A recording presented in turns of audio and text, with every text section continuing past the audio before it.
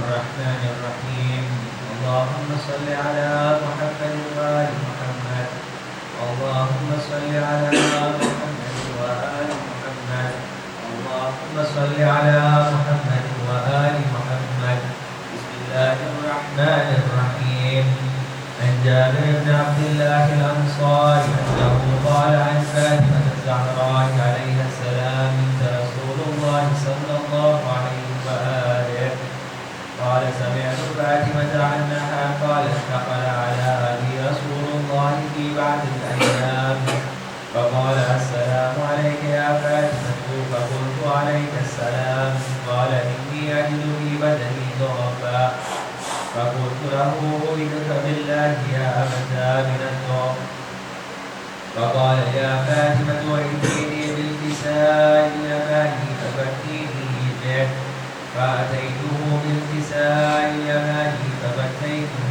به وصرت أنظر إليه وإذا وجهه يتلألأ كأنه البدر في ليلة تمامه وكماله فما كانت إلا ساعة وإذا بولدي الحسن قد أقبل وقال السلام عليك يا أمه فقلت عليك السلام يا قرة عيني وثمرة فؤادي فقال يا أمه إني أشم عندك رائحة طيبة كأنها رائحة جدي رسول الله صلى الله عليه وآله فقلت نعم إن جدك تحت الكساء فأقبل الحسن نحو الكساء وقال السلام عليك يا جداه يا رسول الله أتأذن لي أن أدخل معك تحت الكساء فقال وعليك السلام يا ولدي ويا صاحب حوضي قد أذنت لك فدخل معه تحت الكساء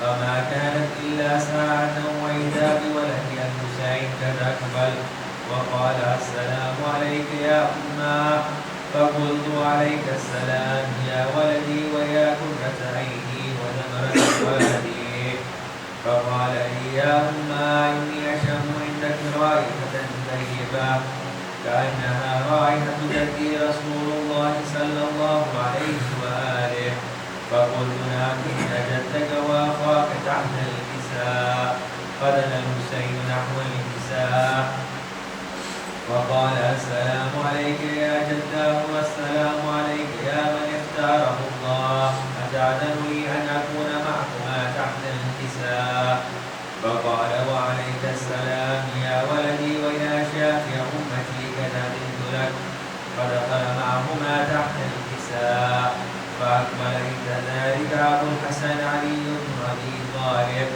وقال السلام عليك يا بنت رسول الله فقلت عليك السلام يا أبا الحسن ويا أمير المؤمنين فقال يا فاطمة إني أشم عندك رائحة طيبة كأنها رائحة أخي وابن عمي رسول الله صلى الله عليه وآله فقلت نعم ها وما ولديك تحت الكساء فأقبل علي نحو الكساء وقال السلام عليك يا رسول الله أتعلمني أن أكون معكم تحت الكساء قال له وعليك السلام يا أخي ويا وصيي وخليفتي وصاحب لوائي قد أذنت لك فدخل علي تحت الكساء ثم أتيت نحو الكساء وقلت السلام عليك يا أبتاه يا رسول الله أتأذن لي أن أكون معكم تحت الكساء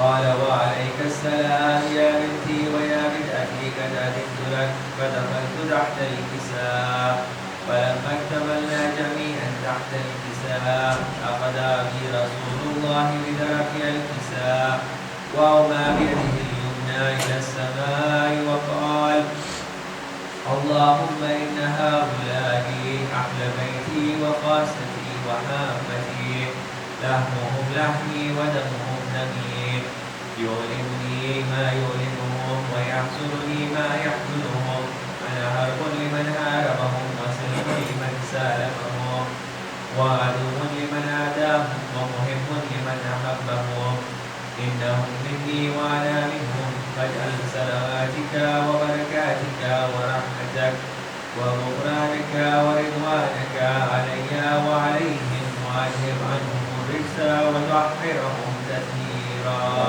اللهم صل على محمد وآل محمد.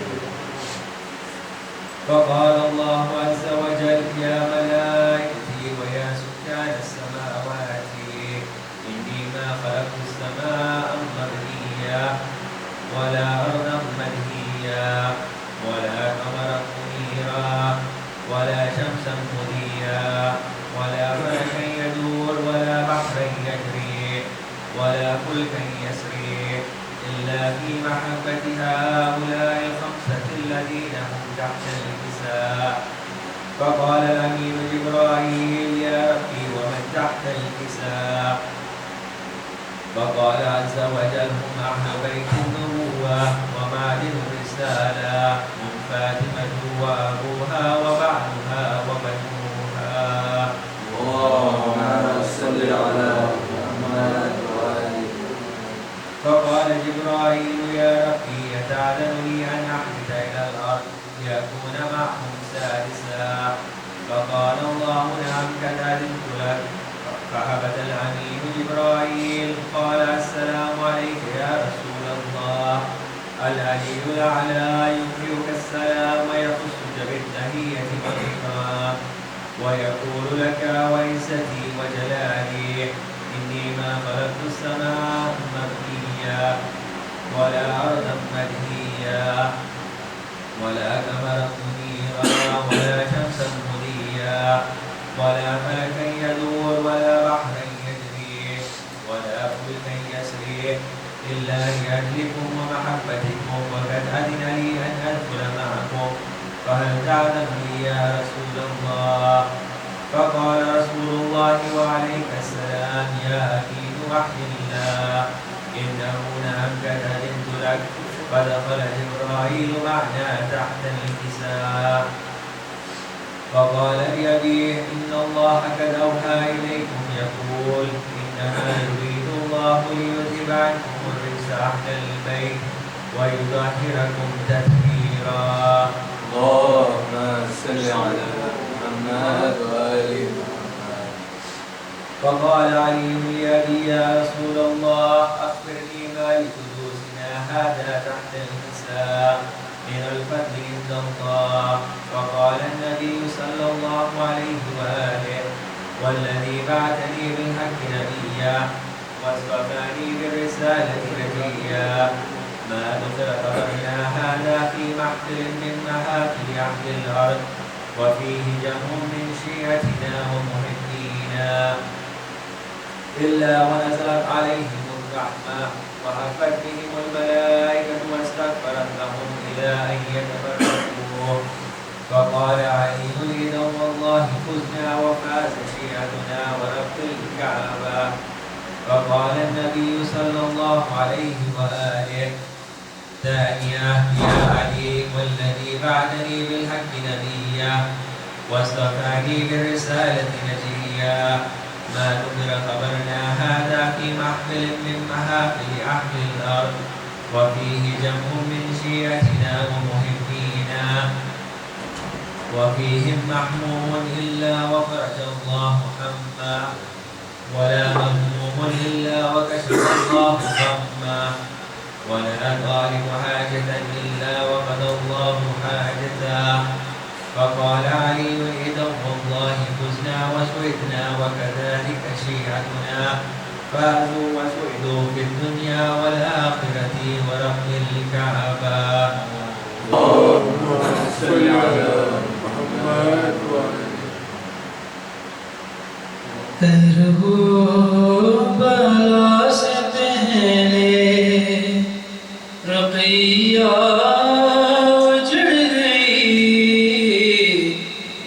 کربلا سے پہلے رقیہ اجڑ گئی. مسلم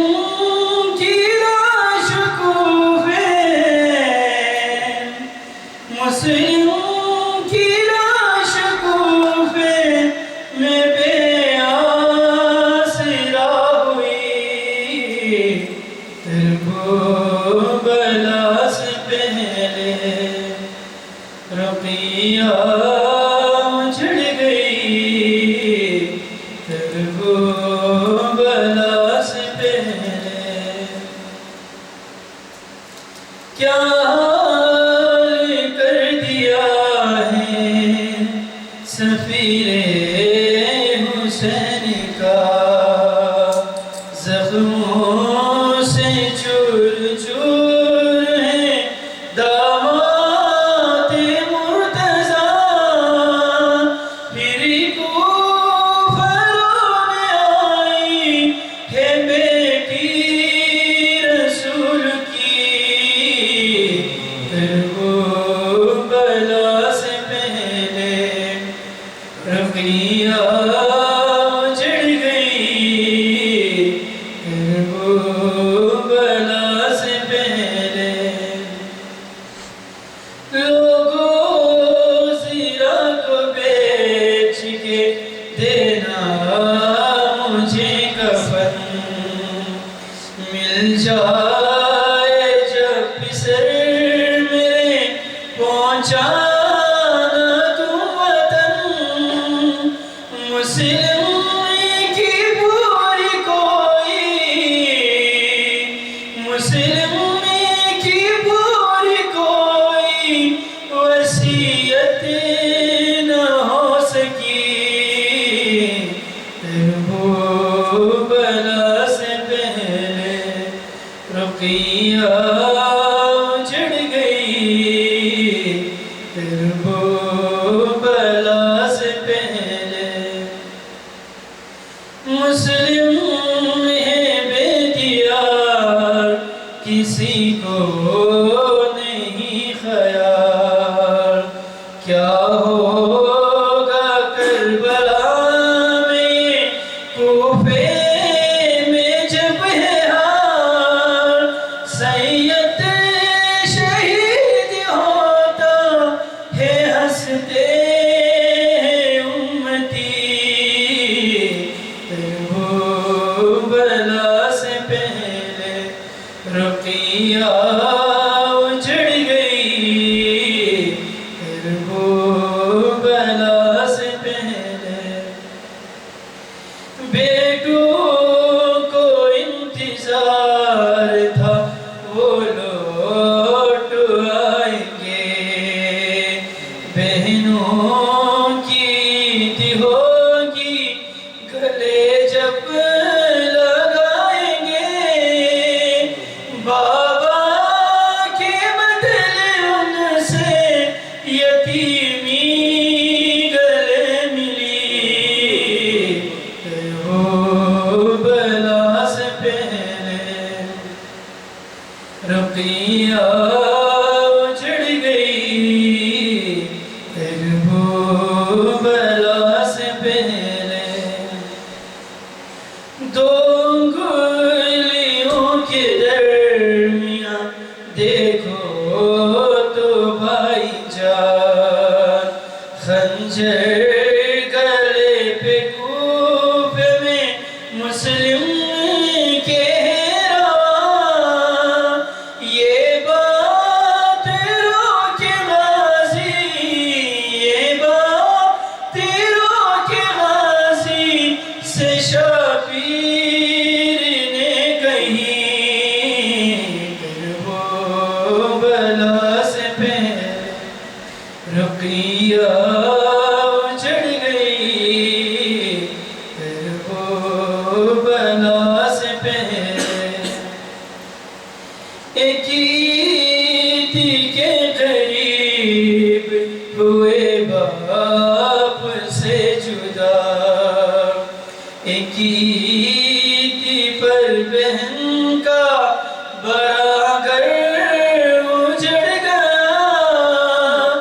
آباس دونوں عیدوں آباس دونوں عیدوں پہ روتے ہیں آج بھی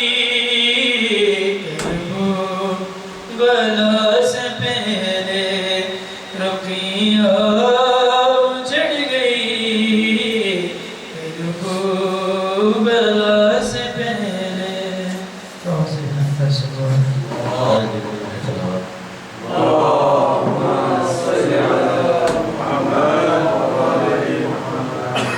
مسلم کے لال خون میں ڈوبے لبے فرات، مسلم کے لال خون میں ڈوبے لبے فرات، مارے گئے ہیں بے خطا بچے لبے فرات، روتا رہا فلک تو لرزتی رہی زمین، آنسو بہا کے کہتے تھے یہ عرش کے مکین، آلِ نبی کے پیارے ہیں تڑپے لبے فرات، مسلم کے لال خون میں ڈوبے لبے فرات، کرتا تھا ظلم بچوں پہ جلاد جا بجا، رونے پہ بچوں کے وہ بڑھانے لگا جفا، گیسو پکڑ کے مارے تماچے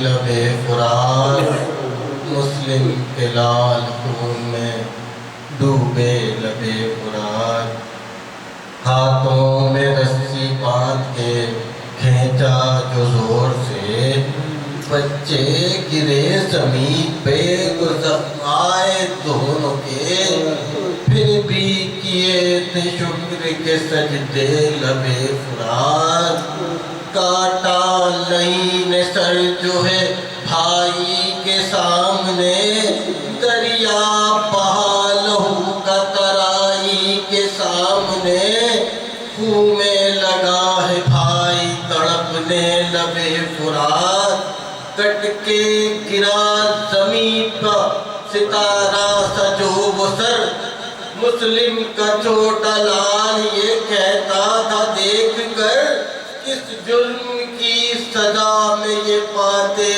لبے فرات، ظالم نے پھر سے تیغ چلائی جفا کی تھی، مسلم کے چھوٹے لال کی گردن اڑا بھی دی، پنسر کے دونوں تھے بڑے بچے لبے فرات، دونوں کے سر کو رکھا لہی نے زمین پر، پھر دونوں لاشیں چل دیا دریا میں پھینک کر، کیسا ستم تبوک میں ہائے لبے فرات، صاحب رضا جو پڑھتا ہے پرسوز مرثیہ، اہل عزا کے سامنے منظر وہ آ گیا، جسموں سے خون کے بہہ گئے دہاڑے لبے فرات، مسلم کے لال خون میں ڈوبے لبے فرات۔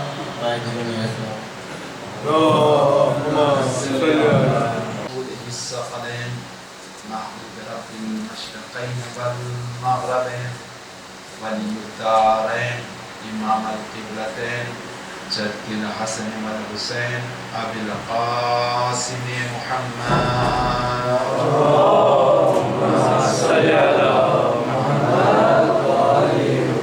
وأهل بيته الطيبين الطاهرين المعصومين المظلومين ولعنة الله على أعدائهم أجمعين من الآن إلى قيام يوم الدين. أما بعد فقد قال الله تبارك وتعالى في محكم كتابه الكريم وهو أصدق الصادقين وقوله الحق. بسم الله الرحمن الرحيم. لا تحسبن الذين قتلوا في سبيل الله أموات بل أحياء عند ربهم يرزقون. صلوات محمد اللهم صل على محمد وآل محمد. تمام مومنین کی صحت و سلامتی کے لیے اور تمام مومنین کو مزید سے زیادہ راہ راست پر چلنے کے لیے، ایمان کا سپاہی بننے کے لیے، اور جو بندے کربلا معطا اور دیگر مقامات مقدسہ کی زیارت میں مشتاق ہے، ان کی زیارت ہونے کے لیے بر محمد و آل محمد بلندر صلوات. اللہم صل علی محمد و آل محمد. الحمدللہ تمام تعریف صلی اللہ علیہ وسلم ہے جو مالک یوم الدین ہے، جس نے قرآن مجید میں ہر طرح سے انسان کو آگاہی دی ہے. ایک طرف اگر جنت کی بشارت ہے تو دوسری جانب جہنم سے خوف دلایا ہے. جس پروردگار عالم نے ہمیشہ ہمیں ہوشیار رہنے کا حکم دیا ہے، کہا دیکھو کبھی بھی گمراہ نہ ہو جانا، حق کو ہمیشہ پہچانتے رہنا، منافقین میں سے مت ہو جانا، ایمان بھی لے کر کے آئے ہو تو دل سے لے کر آنا.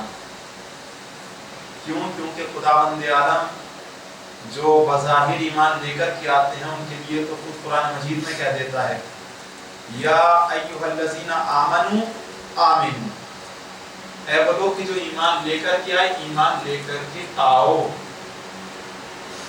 ایسے کون کہہ سکتا ہے سرکار بھائی ایمان لے کر کے آؤ، لے کر کے آؤ کیا مطلب؟ جو لوگ یہ کہتے ہیں کہ رسول اسلام کے ارد گرد بیٹھنے والے تمام کے تمام لوگ صحابہ ہے، ہر ایک کا وہی مرتبہ ہے، جو ایک کا ہے وہی دوسرے کا، جو دوسرے کا وہی تیسرے کا، تو پھر اس آیت کو کیا قبول نہیں کریں گے؟ اگر اس آیت کو قبول نہیں کرتے تو داعی اسلام سے خارج، اور اگر قبول کرتے ہیں تو پھر اس بات کو ماننا پڑے گا کہ ہر ایک اپنی زبان سے کلمہ پڑھنے والا یقینی طور پر مسلمان نہیں ہوتا. نہیں تو اللہ کو قرآن مجید میں یہ آیہ کریمہ بھیجنے کی ضرورت نہ ہوتی کہ اے وہ لوگ کہ جو ایمان لے کر کے آئے ہیں، ایمان لے کر کے آؤ. یعنی بظاہر لے کر کے آئے ہو، حقیقی دل سے لے کر کے آؤ. رسول کا ساتھ بظاہر نہ نبھاؤ. بزم رسول کے بیٹھنے سے کوئی مسلمان نہیں بنا کرتا. نہیں، جب تک کہ تم اپنے دل سے رسول اسلام کا حسد نہیں نکال دو گے، بغض نہیں نکال دو گے، تکبر نہیں نکال دو گے، دیگر چیزیں نہیں نکالو گے، رسول اسلام کے لیے اچھا نہیں سوچو گے، تب تک تمہارا ایمان بھی انکمپلیٹ ہے. تو اس لیے کہا کہ ایمان لانے والوں ایمان لے کر کے آؤ. یہ بظاہر ایمان نہیں چلے گا. اور اسی جگہ پر میں آؤں گا.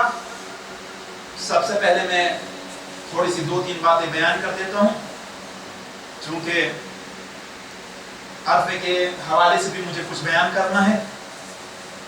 میرے چوتھے امام کا زمانہ تھا. ایک بلند تر صلوات پڑھیں. اللہم صلی علی محمد وعلی محمد.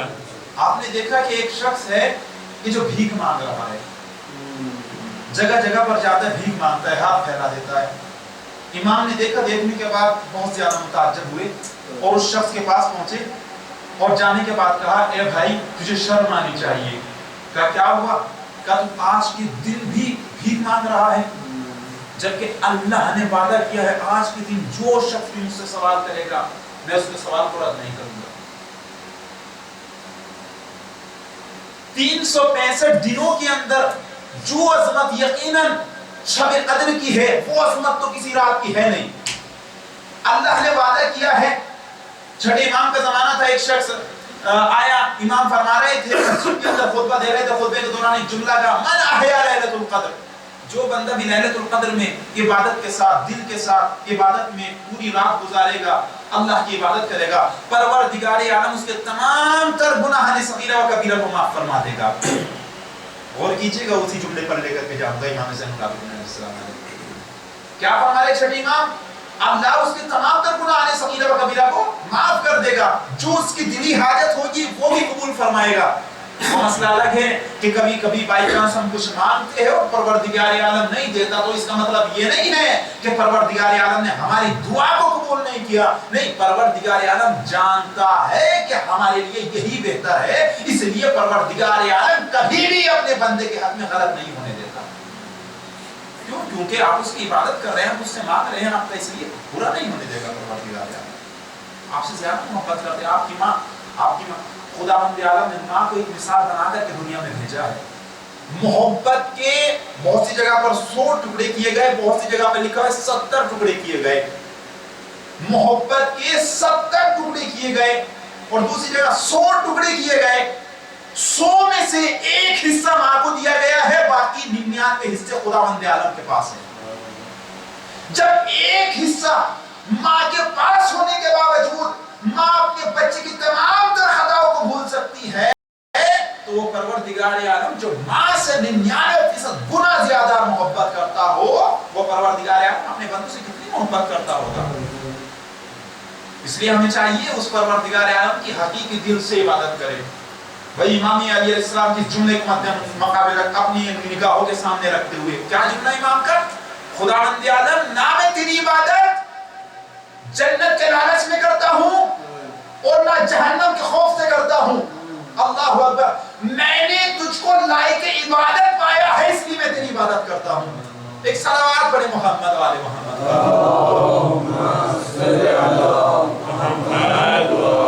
کیا فرمایا؟ امام فرما رہے تھے کہ جو بندہ اس شب قدر میں جو بھی مانگے گا اس کو وہ ملے گا. جو بھی مانگے گا اس کو وہ ملے گا. یہ شب قدر ہے. اس کے علاوہ ایک بندہ روتا ہوا کھڑا ہونے کے بعد کہنے کا مولا مجھے اس کی فضیلت نہیں معلوم تھی, مجھے نہیں معلوم تھا اس کی یہ مرتبہ ہے, اس کا یہ عالم ہے. اگر مجھے معلوم ہوتی شب قدر کی منزلت کیا ہے تو میں چاہے مر ہی کیوں نہ جاتا, میں اس رات میں حقیقی دل کے ساتھ عبادت کرتا پروردگار. لیکن مجھے اس کی اہمیت نہیں معلوم تھی, میں بیمار تھا اس لیے سوتا رہ گیا پوری رات. تو امام نے فرمایا دوسری جگہ پر بہت سارے جملے ارشاد فرمائے لیکن ایک جملہ کہنے کے بعد رحمت کو تمام کر رہا ہوں, یعنی آگے بڑھ رہا ہوں.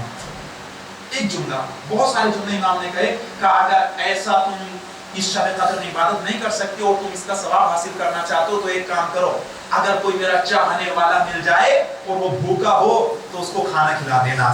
اللہ اکبر. اس کو کھانا کھلا دینا, اللہ تمہیں لیلۃ القدر میں چاہنے کا ثواب عطا فرمائے گا. مولا اتنا آسان کا صرف یہی نہیں ہے, میرے دو لڑے ہوئے شیعوں کے درمیان اتحاد کرا دینا. اللہ اکبر اللہ اکبر. دو لڑے ہوئے شیعوں کے درمیان اتحاد کرا دینا, اللہ لیلۃ القدر کا ثواب عطا فرمائے گا. دیکھا کتنا بڑا جملہ ہے, ذرا غور و فکر کیجئے گا. آج کل بہت سے بندے ایسے ہیں کہ اس کی اس سے لگا دی, اس کی اس سے لگا دی, اس سے لگا دی. ارے سرکار ذرا غور و فکر کرے, جب ہمارے امام خود یہ فرما رہے ہیں, چھٹے امام کا جملہ ہے, چھٹے امام خود فرما رہے ہیں اگر تم نے میرے دو چاہنے والوں کے درمیان اتحاد کرا دیا تو میں لیلۃ القدر میں جاگنے کا ثواب عطا فرماؤں گا. اور یہ لیلۃ القدر وہ رات ہے جو 365 راتوں میں سب سے زیادہ افضل ہے, اس سے افضل کوئی رات نہیں ہے. اس کے لیے کہا گیا خیر من الف شہر, 1000 مہینوں سے زیادہ افضل ہے یہ رات. اللہ اکبر. الف شہر یعنی مہینہ کا, یہ نہیں کہا رات سے افضل ہے, 1000 راتوں سے افضل ہے, نہیں, خیر بہتر ہے, من الف 1000 شہر, من الف شہر 1000 مہینوں سے زیادہ افضل رات ہے یہ. اور اس کا ثواب اگر حاصل کرنے دو چاہنے والوں کو ملا دو, اس کا ثواب حاصل کر لو. اب تصور کرے جو پروردگار عالم دو علی کے چاہنے والوں کو شیان حیدر کرار کے چاہنے والوں کو ملانے پر اتنا ثواب دے رہا ہے تو تصور تو کرے کہ اگر کوئی بندہ ان دو چاہنے والوں کے درمیان آپس میں بغض و حسد پھیلا دے, اللہ اکبر, دو بندوں کو ایک دوسرے کا دشمن بنا دے تو کتنا بڑا عذاب ہوگا. کیا اس شخص کی مغفرت ہو سکتی ہے؟ نہیں, کبھی نہیں. ایسے شخص کبھی بھی ایسے شخص کی مغفرت نہیں ہو سکتی. اس لیے ہمیں ان چیزوں سے بچ کر رہنا چاہیے. وہ لوگ ایک الگ ہے کہ جو جنت کو اتنا زیادہ آسان بنا دیتے, سرکار کچھ بھی کرو جنت تمہاری. ارے سرکار جہاں اللہ بشیر ہے وہاں پر خداوند عالم نے اپنے حبیب کو نذیر بنا کر بھی بھیجا ہے. کہا اے میرے حبیب تم صرف بشارت دینے والے نہیں ہو بلکہ نذیر بھی ہو, ڈرانے والے بھی ہو. تو لہٰذا ان لوگوں کو بتاتے رہو جہاں ہم نے جنت ان لوگوں کے لیے بنائی ہے, یاد رکھنا اگر تم نے ایسا کیا تو اس جنت سے تم محروم بھی ہو سکتے ہو, پھر یہ کھلی ہوئی جہنم آپ کا انتظار بھی کر رہی ہے. اللہ نے وعدہ کیا ہے اور خود کہا ہے قرآن میں فمن یعمل مثقال ذرۃ خیرا یرہ ومن یعمل مثقال ذرۃ شرا یرہ. اور شہزادی جو بندے کی کہتے ہیں نا, شہزادی نے وعدہ کیا ہے, دیکھیں میں وہ بولتا ہوں جو اللہ کی کتاب بول رہی ہے. مجھے یہ نہیں کہ کسی کو راضی کرنے کے لیے اللہ کو ناراض کر دیا جائے. ہمیں ہمیشہ وہ لفظ استعمال کرنے چاہیے کہ جو اللہ کو پسند آئے. اسی لیے امام علیہ السلام نے ایک جملہ کہا کہ جس نے اپنے رب کو پا لیا اس نے کیا کھویا. اللہ اکبر. اور جس نے اپنے رب کو ناراض کر دیا اور دنیا کو خوش کرنے کے چکر میں رہا اس نے کیا پایا.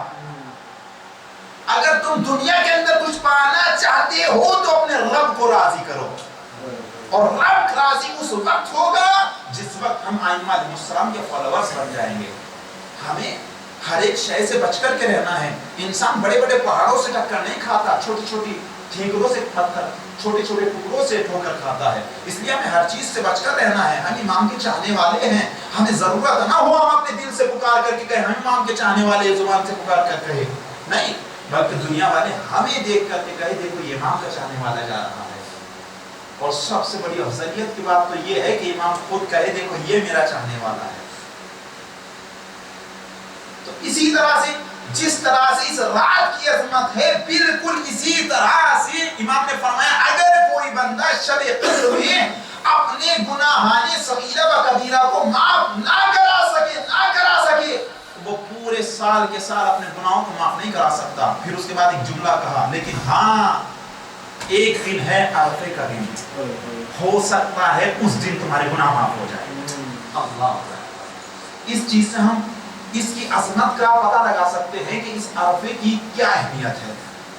جو دن آ رہا ہے اس کی اہمیت کا پتہ چل سکتا ہے۔ اس کے لیے بہت سی دعائیں ہیں جو مفاتیح الجنان میں مل جائے گی، اس کے علاوہ دیگر کتابوں میں مل جائے گی۔ اب تو بہت زیادہ آسان ہو گیا ہے، نیٹ کھولو فوراً آپ عرفے کے اعمال نکالے، تمام کی تمام چیزیں دعائیں نکل کے آ جائے گی۔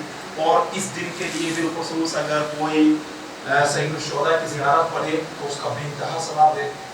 تو اس دن ہمیں اتنی زیادہ عبادات انجام دینی چاہیے اور اللہ سے اپنی مغفرت کی دعا کرنی چاہیے۔ ہو سکتا ہے ہم سے کوئی گناہ ہو گیا ہو، بظاہر تو الحمدللہ کوئی جان بوجھ کر گناہ نہیں کرتا ہے، لیکن اللہ کا شکر چونکہ میں حسن ظن رکھنے والا بندہ ہوں، میں یہ نہیں کہوں گا کہ جان بوجھ کر کوئی گناہ کرتا ہے، نہیں، ویسے تو بظاہر نہیں کرتا ہے لیکن ہو سکتا ہے بھولے سے ہو جائے، تو اس کے لیے بالخصوص ہم اگر دعا کریں گے تو اللہ ہمارے گناہ کو بھی معاف فرمائے گا۔ ایک بلند صلوات محمد والے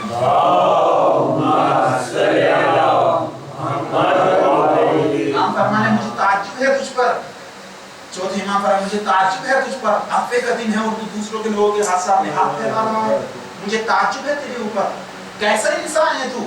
آج کا دن وہ دن ہے کہ جس دن خداوند عالم نے وعدہ کیا ہے کہ آج کے دن اپنی رحمت کو ہر ایک شخص تک پہنچاؤں گا۔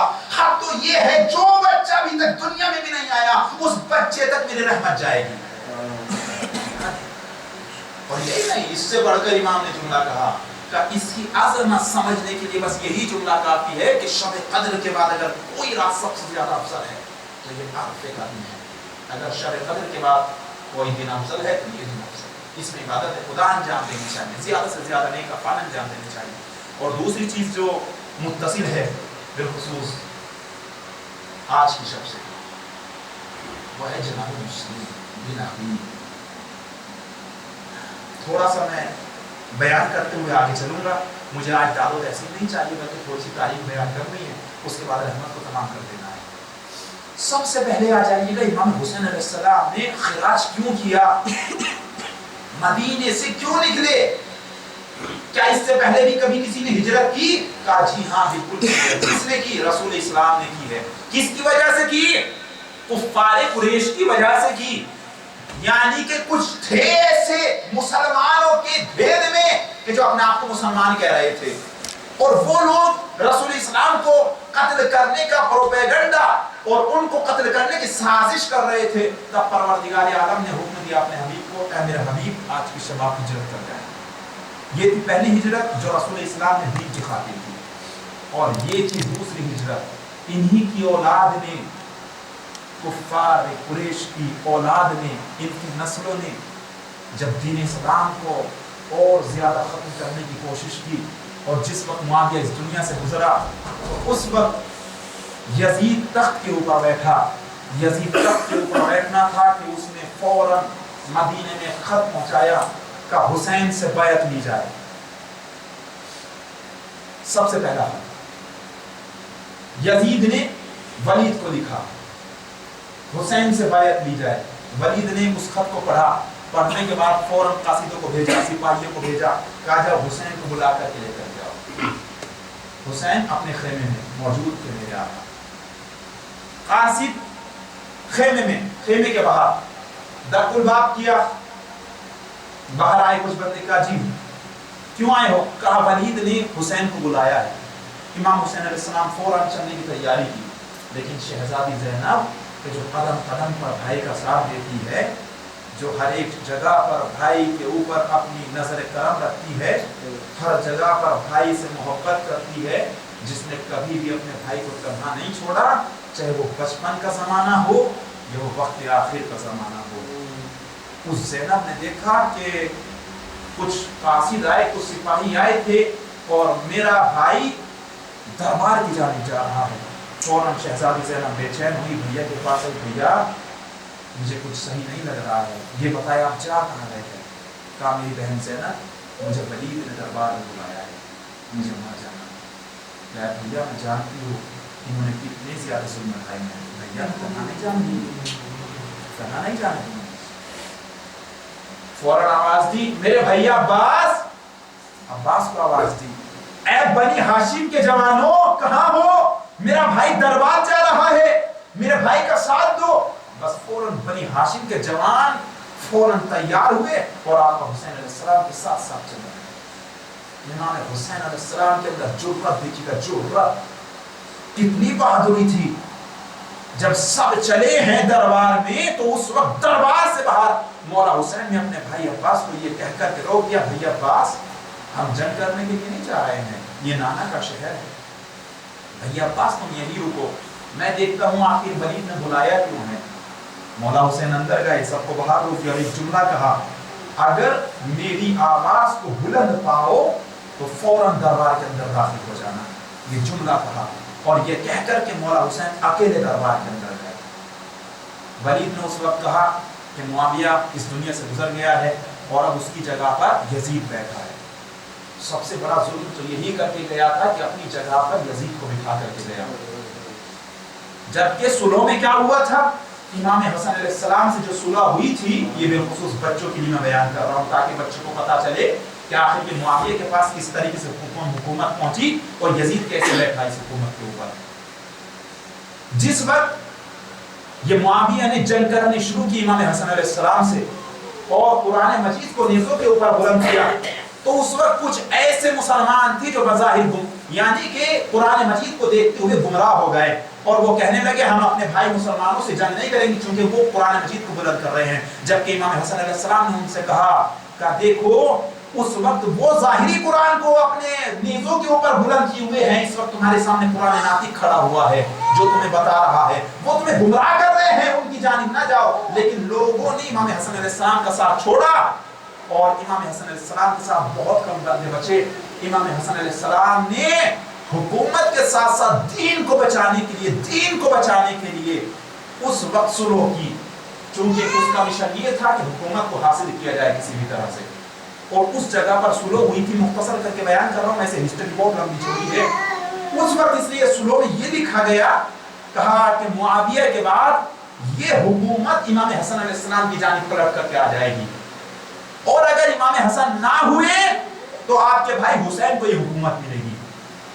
یہ صلح نامہ ہوا، لیکن اس بدبخت انسان نے کہ جہاں پر پورے دین اسلام کو نیلام کیا، اس نے اس جگہ پر اس نے اپنے سب سے کنزرف بیٹے کو یہ حکومت سونپ دی اور اپنے اس وعدے کو بھلا دیا کہ جو صلح کے اندر اس نے وعدہ کیا تھا، جو خط لکھا تھا، جو تمام کی تمام تحریرات لکھی گئی تھی، وہ تمام کی تمام فراموش کر دی گئی، اور اس نے اپنے بیٹے کو بٹھا دیا۔ یہ یزید، میں معاویہ کے بارے میں کیا کہوں، لیجیے سب سے پہلے بیٹے کے بارے میں سن لیجیے گا۔ یہ یزید اتنا بڑا مکار تھا، اتنا بڑا یار تھا، یہ رسول اسلام کے لیے کہا کرتا تھا کوئی رسول نہیں آیا، کوئی وحی نہیں آئی ہے، یہ تو اہل بیت کا قمر بنی ہاشم کا ایک ڈھونگ تھا حکومت حاصل کرنے کا، اور باقی کوئی حکومت نہیں، کچھ نہیں، کوئی وحی نہیں، کوئی جبریل نہیں، کوئی اللہ نہیں۔ مازالہ اس طرح سے یہ رسول اسلام کی حدیثوں کا مذاق اڑایا کرتا تھا، یہ اپنے بزرگوں کا مذاق اڑایا کرتا تھا، اپنے دربار کے اندر یہ لیڈیز کو نچایا کرتا تھا، شراب پیا کرتا تھا، شراب نوشی کیا کرتا تھا، زنا کیا کرتا تھا۔ یہ اتنا بڑا بدبخت تھا، اتنا بڑا زنا خور تھا کہ اس نے حلال محمدی کو حرام کیا، حرام محمدی کو حلال کر دیا۔ اس وقت جب یہ تخت پر بیٹھا تو اس کا سب سے پہلا مشن یہی تھا کہ جب تک رسول کی آل باقی رہے گی تب تک یہ میرا مشن پورا نہیں ہو سکتا۔ اگر باپ کے اوپر پریشانی آئی تو کون سب سے پہلے بولتا ہے؟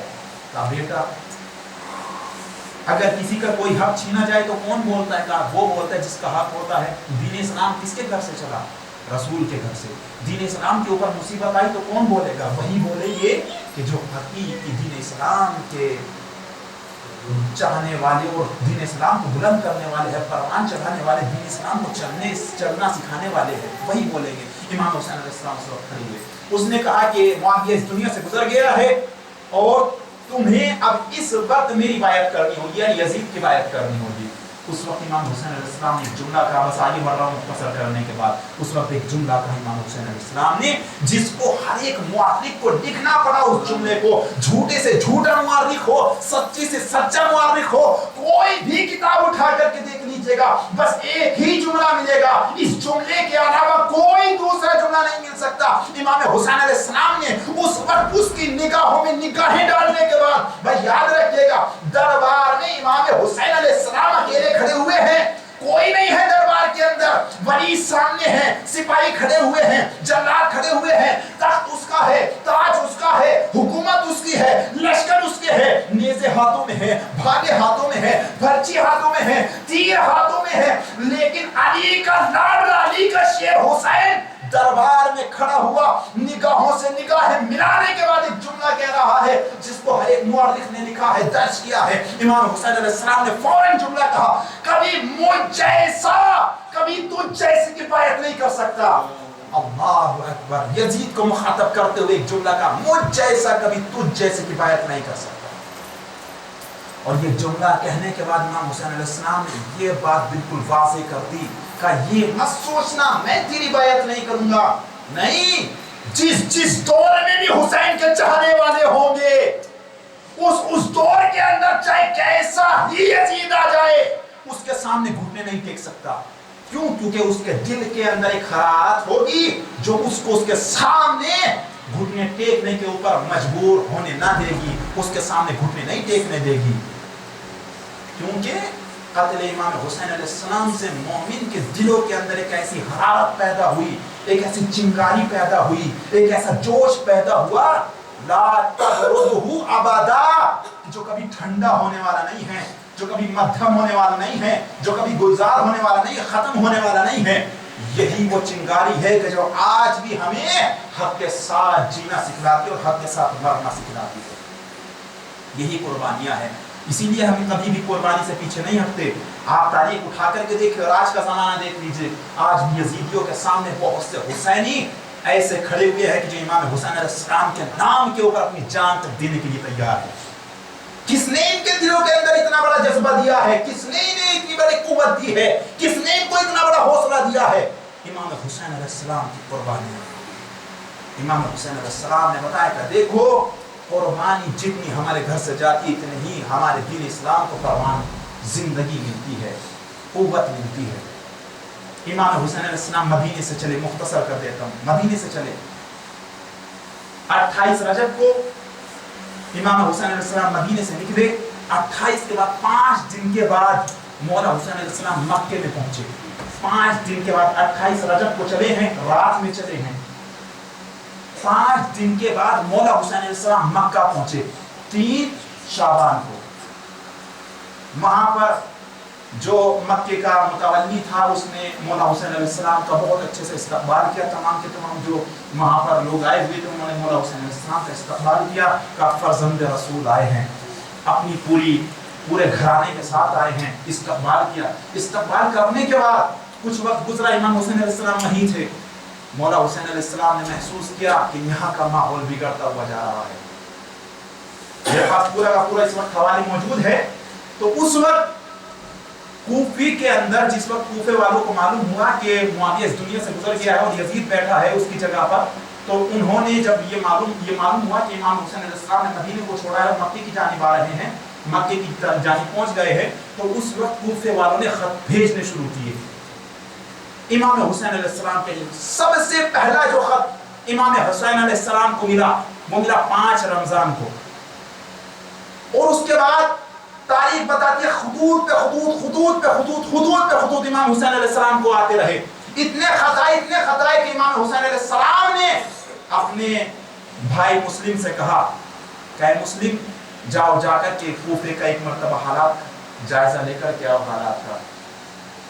जनाब मुस्लिम चले, उस वक्त के जुमले हैं इमाम हुसैन अलैहिस्सलाम के, बस वो जुमले में बयान करता हूँ। क्या जुमले हैं इमाम हुसैन अलैहिस्सलाम ने, किस तरह से जनाब मुस्लिम बिन अकील को अपना सफीर बनाया है इमाम हुसैन अलैहिस्सलाम ने। इमाम फरमाते जा फी हाज़िल कुतुबुल लज़ी कुतुबुल इमाम हुसैन अलैहिस्सलाम, ये किताब का नाम है। उसके आगे इमाम फरमाते अहलिल कूफा फी हक़ मुस्लिम बिन अकील इबारतुत तालिया, यानी कि ये जुमले हैं जो कूफे वालों को आगाह किया था जनाब मुस्लिम के हवाले से। इमाम हुसैन अलैहिस्सलाम ने क्या जुमले है, व इन्नी बाइसु इलैकुम बिअखी व इब्न अम्मी बसक़ती मिन अहले बैती। ऐ कूफे वालों, ऐ लोगों, मैं तुम्हारे दरमियान अपना एक सफीर भेज रहा हूँ जो मेरा भाई है, जो मेरा सबसे ज्यादा मोहब्बत करने वाला है, और ये मेरे अहले बैत से है। अल्लाहु अकबर, ये नहीं कहा किसी मामूली बंदे को भेज रहा हूँ, आखिरी भाई है और मेरे अहले बैत से है। मैं इसको अपना सफीर बना करके भेज रहा हूँ। जिसने इसकी बायत की उसने मेरी बायत की, और पूरा का पूरा मनसब दिया इमाम हुसैन अलैहिस्सलाम ने जनाब मुस्लिम बिन अकील को। और एक जुमला का, जिसने इससे उल्फत दिखाई उसने मुझसे उल्फत दिखाई, जिसने इसका साथ दिया उसने मेरा साथ दिया, जिसने इसके साथ जो भी किया बस याद रखिएगा उसने वो मेरे साथ किया। जनाब मुस्लिम बिन अकील चले, जुमला कह दो मेरे अजीजों, पहली हिजरत थी रसूल इस्लाम की कि जो अल्लाह की मर्जी से हुई थी। अल्लाह ने कहा था ऐ मेरे रसूल हिजरत कर जाओ आज की रात। दूसरी हिजरत जो अल्लाह की मर्जी से थी वो थी इमाम हुसैन अलैहिस्सलाम की, कि जो दीन इस्लाम की खातिर थी। दीन इस्लाम की खातिर इमाम हुसैन अलैहिस्सलाम निकले हैं। जुमला कहता हूँ, यानी कि अल्लाह के सफीर का नाम है हुसैन। अल्लाहु अकबर, मैंने जुमला कह दिया है, इससे बड़ा जुमला फिर से सुनिएगा।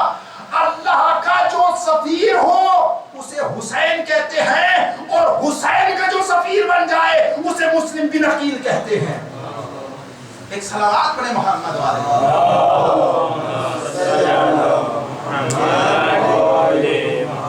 जनाब मुस्लिम को पूरी की पूरी कुव्वत और तवानाई हर शय दी गई। जनाब इमाम हुसैन अलैहिस्सलाम ने जनाब मुस्लिम को भेजा कूफे। जनाब मुस्लिम कूफे पहुंचे, मुख्तसर कर देता हूं और ज्यादा मुख्तसर। जनाब मुस्लिम पहुंचे हैं कूफे, और जिस वक्त कूफे पहुंचे तो कूफे के हालात बहुत अच्छे महसूस हुए। तारीख बताती है जनाब मुस्लिम जनाब मुख्तार के घर में सबसे पहले जाकर के रुके जहां कयाम हुआ। लोग आए, तारीख बताती है 18,000 लोगों ने एक वक्त में जनाब मुस्लिम की बायत की, ये कह करके हम हुसैन की बायत कर रहे हैं, हम हुसैन की बायत कर रहे हैं, हम हुसैन की बायत कर। 18,000, एक या 2,000 नहीं है, 18,000 कूफियों ने जनाब मुस्लिम के हाथों पर बायत की। बायत करना था, जनाब मुस्लिम का नमाज का वक्त हुआ। इतने में उबैदुल्लाह इब्न ज़ियाद वो भेद बदल करके कूफे के अंदर दाखिल हुआ, और उसने कूफे के लोगों को डराना शुरू किया। देखिए मेरे जवानों, मेरे अजीजों, मेरे बच्चों, मेरे साथियों, कभी भी दुश्मन से डरने के बाद दीन इस्लाम का साथ न छोड़ देना। मैं अपने आप को भी ये तायद कर रहा हूँ, अपने आप को भी तनकीद कर रहा हूँ, और ये अपने आप को हमेशा करते रहना चाहिए। ये मुसलमान की पहचान है कि वो अपने आप को दीन इस्लाम के लिए हमेशा मजबूत करता रहता है, अपने ऊपर निगाहें देखता रहते, अपनी कमियों को तलाश करता है। क्यों? क्योंकि दूसरा इंसान जब आपके ऊपर निगाह करेगा वो आपकी खामियों को नहीं देख सकता, तुम खुद अपनी खामियों को देख सकते हो। दूसरे के ऊपर उंगली उठाने से पहले सबसे पहले हमें अपनी गिरबान के अंदर झांक करके देखना होगा, आया हमारे अंदर कौन कौन सी खामी पाई जाती है, कौन कौन सी कमी पाई जाती है। क्यों? क्योंकि इंसान अपने नफ्स का सबसे अच्छा मुतालिबा करने वाला होता है, मुतालिया करने वाला होता है। अगर अपने अंदर किसी कमी को देखो तो ये सोच लो इमाम हुसैन अलैहिस्सलाम के लश्कर के अंदर, हमारे इमाम ज़मान अलैहिस्सलाम के लश्कर के अंदर कोई अय्यार नहीं जा सकता, गद्दार नहीं जा सकता, जो हसद रखने वाला हो वो नहीं जा सकता, जो एक दूसरे के बारे में गलत सोचता हो वो नहीं जा सकता।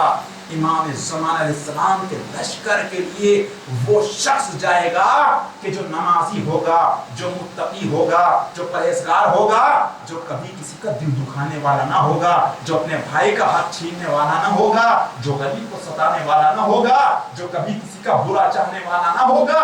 वो शख्स इमाम के सिपाहियों में दाखिल होगा जो अल्लाह और रसूल और अहले बैत को फॉलो करने वाला होगा। हमें ज्यादा से ज्यादा कोशिश करनी चाहिए देखिए हम कंप्लीट तो फॉलो नहीं कर पाते, लेकिन कोशिश करते रहना चाहिए, अपने आप को देखते रहना चाहिए, आया मैं कितना चाहता हूँ, कितना फॉलो करता हूँ, कितना नहीं। इन तमाम की तमाम चीजों से हमें मालूम होगा कूफे के अंदर वो लोग मौजूद थे जिन्होंने दावा किया था ऐ हुसैन सर को तन से जुदा कर सकते हैं पर आपका साथ नहीं छोड़ सकते। तो मामूली बंदे नहीं थे जिन्होंने साथ छोड़ा था कूफियों ने, ये वो लोग हैं जो दावेदार थे, ये कहा करते थे मौला आ तो जाए, मौला अगर आप ना आए तो कल के दिन जब हमें हिदायत का चिराग नहीं मिलेगा तो कल के दिन हम अपने खुदावंद आलम को क्या जवाब देंगे कि हमने हुसैन को खत लिख करके बुलाया पर हुसैन हमारे खत के लिए नहीं आए, हमारी हिदायत के लिए नहीं आए। ऐसे ऐसे जुमले कूफे वाले अपने खुतूत के अंदर लिख रहे हैं और मौला हुसैन को बुला रहे हैं। इसलिए जनाब इमाम हुसैन अलैहिस्सलाम ने जनाब मुस्लिम को भेजा। 18,000 थे, बायत की कहकर के हुसैन की बायत कर रहे हैं, और हुसैन की बायत करने के बाद जैसे ही इब्न जियाद आया और उसने धमकाना शुरू किया, मौत अपने सामने देख कर के तमाम के तमाम बंदे घबराने लगे। क्या यही वफादारी थी? क्या यही मोहब्बत थी? क्या यही उनसियत थी? क्या इमाम हुसैन अलैहिस्सलाम से मोहब्बत के यही दावे थे? मोहब्बत का तकाजा तो ये होना चाहिए था कि जब तक नसों के अंदर खून का आखिरी कतरा बाकी था, खून के आखिरी कतरे तक इंसान को हर लम्हा इमाम हुसैन अलैहिस्सलाम के लिए लब्बैक कहना चाहिए था। लेकिन इधर इब्न जियाद ने डराया और थोड़ा लालच दिया।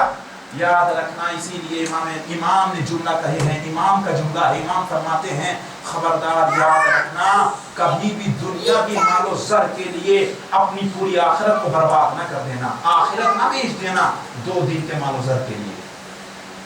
लालच में आ गए कुछ लोग लालच की वजह से चले गए इमाम का साथ छोड़कर, कुछ लोग डर के चले गए। और याद रखना कुछ बंदे ऐसे भी थे जो इमाम हुसैन अलैहिस्सलाम का साथ लेना चाहते थे, पर उनके घर वालों ने, उनकी बीवियों ने उनको ये कहकर के रोक दिया, अगर तुम शहीद हो गए, अगर तुम कत्ल कर दिए गए तो हमारे बच्चों का क्या होगा। अल्लाहु अकबर, अल्लाहु अकबर। अपने बच्चे याद आ रहे हैं, हुसैन के बच्चे याद नहीं आ रहे हैं, रसूल का घराना याद नहीं आ रहा है, कुर्बान जाए हमारे बच्चे भी। अपने ज़मीर को इतना ज्यादा पावरफुल रखे, इतना ज्यादा कवी बनाए, अपने आप को इतना ज्यादा मुस्तहकम बनाए, अगर बड़ी से बड़ी दीवार भी आपको हुसैन के साथ छोड़ने पर मजबूर करे तो याद रखना बच्चों को कुर्बान कर देना, पर कभी भी एक मर्तबा भी हुसैन के लिए बेजारी अपने दिल में न मत आने देना। कूफे वालों को डराया, कुछ औरतों ने कूफे वालों को रोका, बच्चों का वास्ता दिया, वो लोग अपने अपने घरों में बैठ गए। अभी तक 18,000 की तादाद जो जनाब मुस्लिम के साथ थी, अब जिस वक्त नमाज पढ़ी है मगरिबैन की, तो क्या देखा जनाब मुस्लिम ने कि अभी तक जो 18,000 का हुजूम, उससे भी ज्यादा हुजूम जनाब मुस्लिम के साथ था, वो तमाम का तमाम साथ छोड़ करके चला गया। और तकरीबन 10-12 बंदे जनाब मुस्लिम के साथ बाकी बचे हैं, बाकी तमाम के तमाम बंदे जनाब मुस्लिम का साथ छोड़ करके चले गए। जनाब मुस्लिम में जुमला पलट के कहता हूं, जनाब मुस्लिम का साथ छोड़कर नहीं गए, मौला हुसैन अलैहिस्सलाम का साथ छोड़ करके चले गए। थोड़ी सी लालच में, थोड़े से खौफ में, कोई अपने बीवी की वजह से, कोई बच्चों की वजह से जनाब मुस्लिम का साथ छोड़ के जनाब मुस्लिम ने जो लोग बाकी बचे उन लोगों से भी कहा कि ठीक है, देखो जब कोई मेरे साथ ना रहा, अगर तुम जाना चाहते हो तो लो, मैंने तुम्हें भी आजाद किया, तुम भी ला सकते हो। और वो लोग कि जो अभी तक बाकी बचे थे वो लोग भी छोड़ करके जनाब मुस्लिम को चले गए।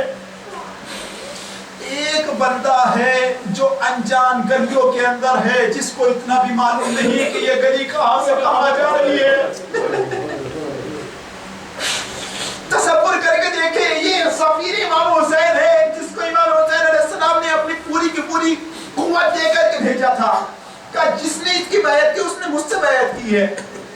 जनाब मुस्लिम ये को ना कोई नहीं है, अंधेरी गलियां है और अनजान गलियां है, अकेले मुस्लिम हैं, और हर एक बंदे ने अपने दरवाजे को बंद कर दिया है कि कोई मुस्लिम के सामने न जाए, कई मुस्लिम ये ना कहते कि मुझे दरवाजा छोड़ दिया। हर एक बंदे ने अपने दरवाजे को बंद कर दिया। इब्न ज़ियाद ने डरा दिया कि अगर कोई बंदा भी मुस्लिम का साथ देता हुआ नजर आया तो मैं उसको कत्ल कर दूंगा, उसके बच्चों को भी कत्ल कर दूंगा। जनाब मुस्लिम اور کوفے کی اندھیری گلیاں جناب مسلم بھوکے اور پیاسے در بدر بھٹکتے ہوئے بس کب تک ایک مرتبہ ایک دروازے پر جا کر کے بیٹھ گئے اور اس دروازے پر جانے کے بعد سر چھکا کر کے بیٹھے ہوئے تھے. اللہ جانے کیا سوچ رہے تھے جناب مسلم. لیکن میرے دل کے اندر خیال آتا ہے کہ مسلم اپنے لیے پریشان نہیں تھے, مسلم اپنے لیے پریشان نہیں تھے, بلکہ بار بار ذہن کے اندر ایک سوال آ رہا تھا. میں نے فرزند رسول کو خط لکھ کر کے بتایا ہے مولا کوفے کے حالات بہت اچھے ہیں, آپ آ جائیے, لیکن تمام کے تمام کوفے والے ساتھ چھوڑ کے چلے گئے. فرزند رسول آ رہا ہے, ان کے بچے آ رہے ہیں, تمام کا تمام رسول کا گھرانہ آ رہا ہے ساتھ میں.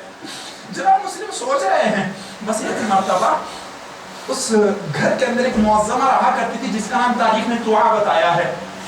اس نے دروازہ کھولا, کھولنے کے بعد دیکھا کہ ایک شخص ہے, ایک نوجوان ہے کہ جو دروازے کی دہلیز پر بیٹھا ہوا ہے.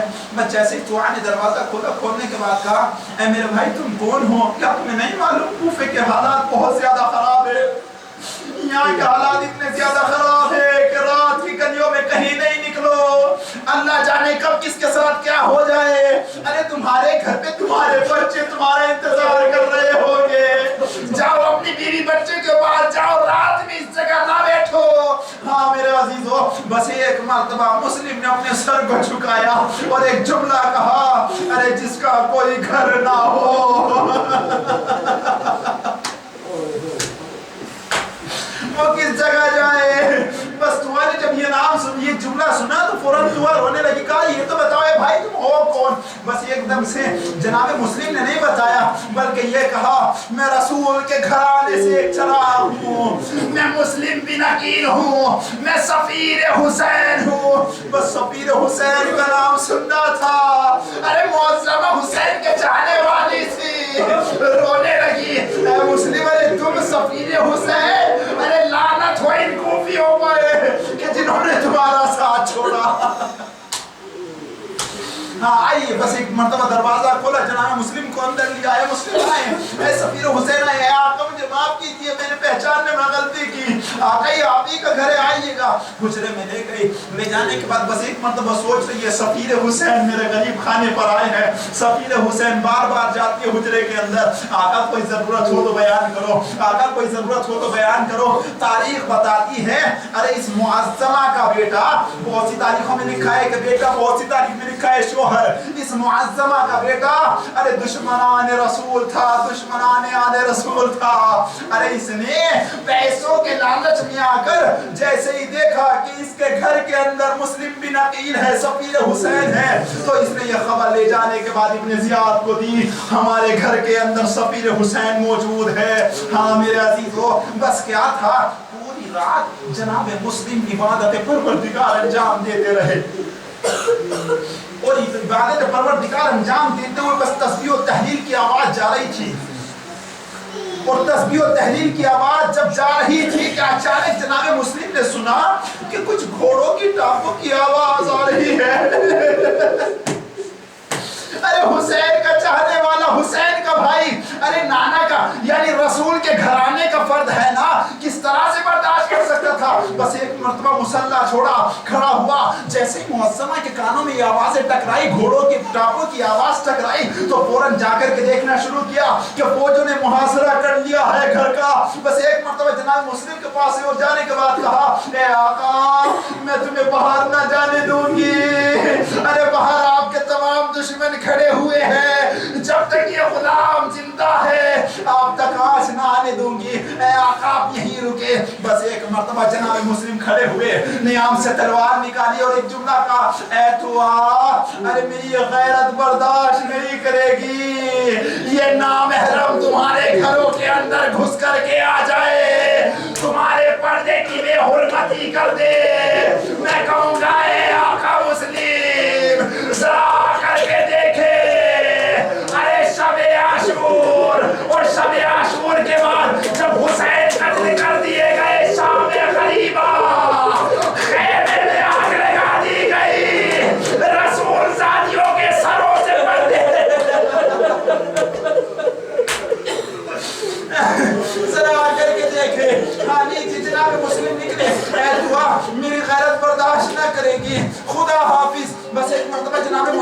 निकले हैं, जैसे ही घर से निकले तारीख बता दी, अली का शेर इतना ज्यादा बहादुर था, अकील का बेटा इतना ज्यादा बहादुर था कि जंग करनी शुरू की। और तारीख बताती है सबसे पहला लश्कर जो इब्न ज़ियाद ने भेजा था 70 आदमियों को फिन्नार किया जनाब मुस्लिम बिन अकील ने।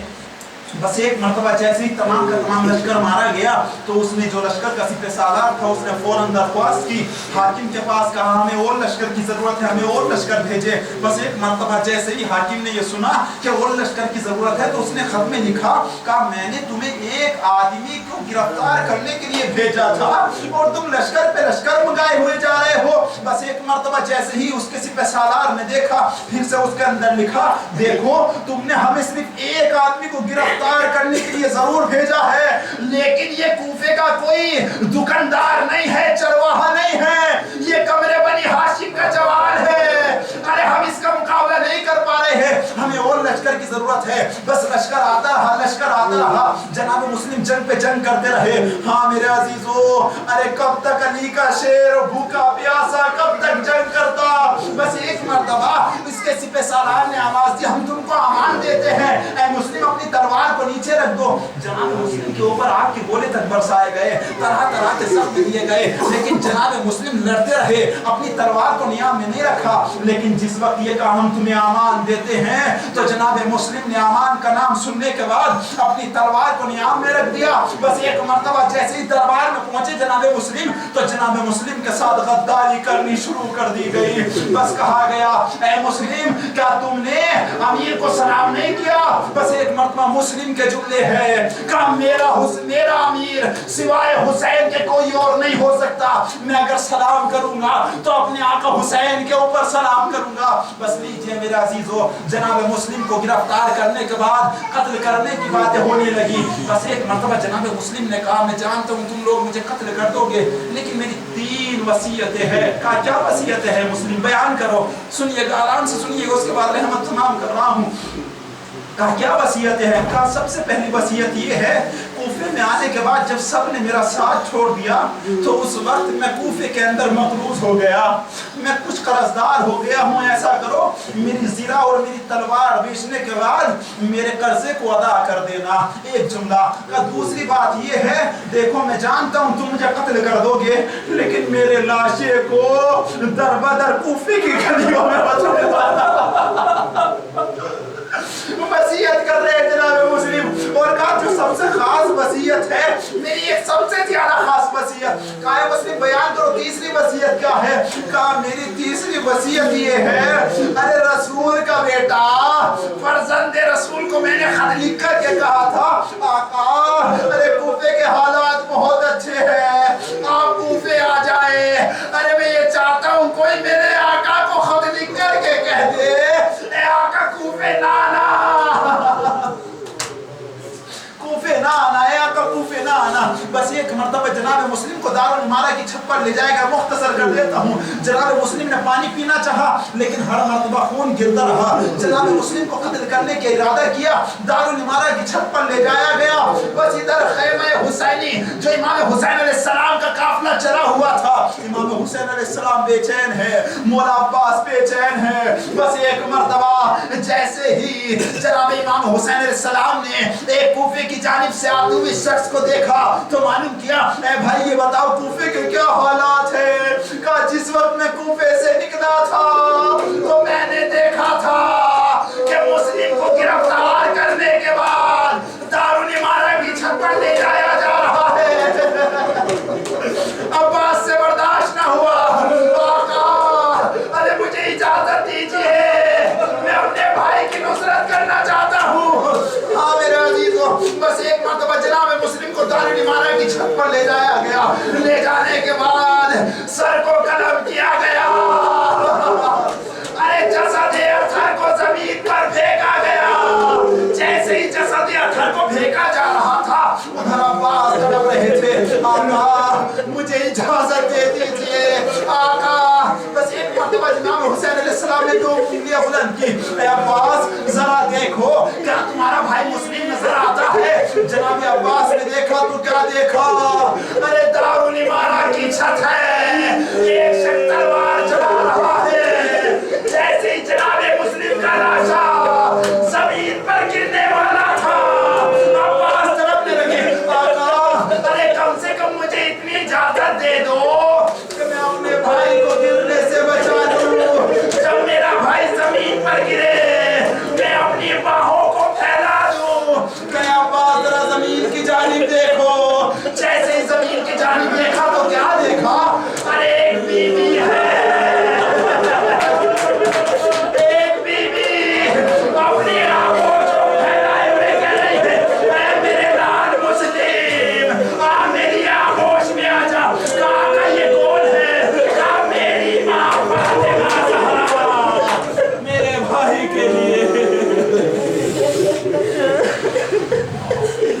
إنا لله وإنا إليه راجعون رزم بقضائه وتسليما لأمره ماتم حسين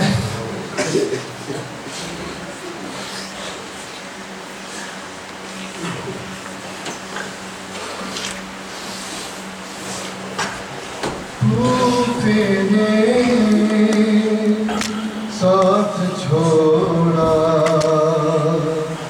سفینے حسین کا کوفے نے ساتھ چھوڑا سفیر حسین کا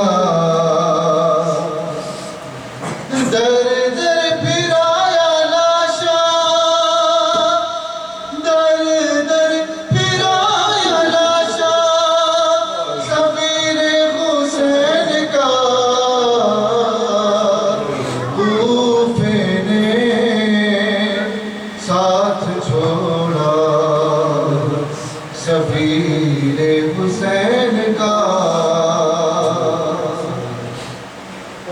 بکھرا ہوا ہے خون یہ گلیوں میں جا بجا بکھرا ہوا ہے خون یہ گلیوں میں جا بجا رسی سے کھینچا لاشا رسی سے کھینچا لاشا سفیر حسین کا کوفے نے ساتھ چھوڑا سفیر حسین کا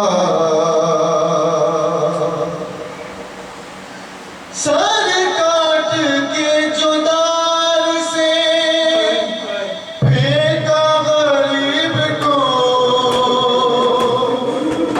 سر کاٹ کے جدار سے پھینکا غریب کو ٹوٹا ہے جسم سارا ٹوٹا ہے جسم سارا سفیر حسین کا کوفے نے ساتھ چھوڑا سفیر حسین کا ایک بوند پانی بھی نہ میسر ہوا حسین ایک بوند پانی بھی نہ میسر ہوا حسین سوکھا گلا ہے کاٹا سوکھا گلا ہے کاٹا سفیر حسین کا کوفے نے ساتھ چھوڑا سفیر حسین کا حیا علی خیر العمل حیا علی خیر العمل حیا خیر العمل حیا علی خیر العمل حیا علی خیر العمل حیا علی